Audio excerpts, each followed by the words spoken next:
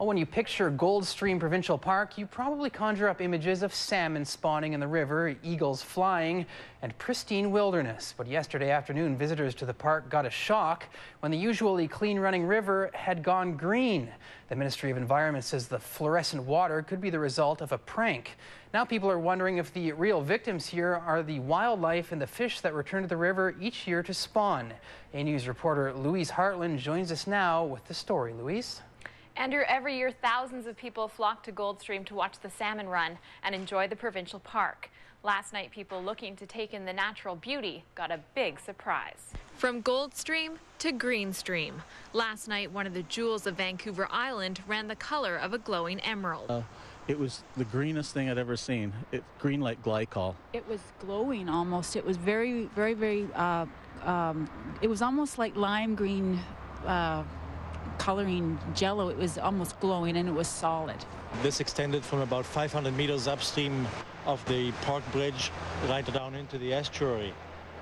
Ministry of Environment officials believe the Green River is a result of a prank, calling it an act of vandalism. It is testing water samples collected by the Langford Fire Department last night. The results haven't come back yet, but they think they know what caused it.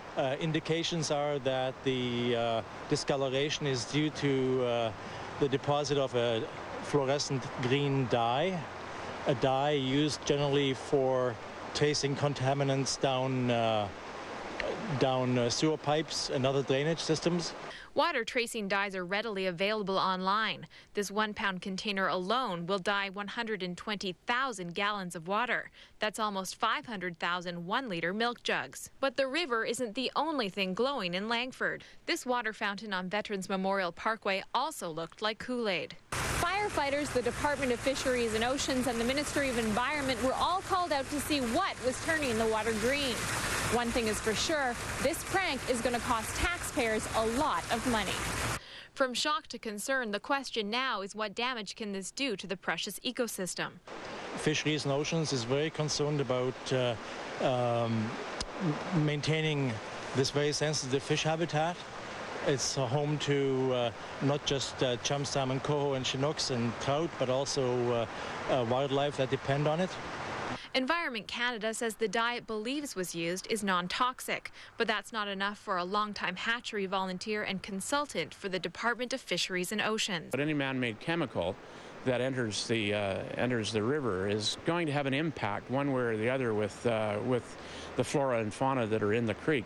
Bugs, invertebrates, the fish, the birds, I mean, it spreads throughout the whole food web. So anything that comes in that's deleterious in nature, we're concerned about. And so are officials who say they'll be testing the waters and looking for whomever is responsible for this glowing mess. The Ministry of Environment expects to have the water test results back in the next couple of days. Although it's unlikely, if the dye used is found to be toxic, the Department of Fisheries and Oceans could fine the person responsible up to $100,000. Of course, that is if they can find them. Andrew? Well, let's hope they didn't do any serious damage. Thanks, Louise.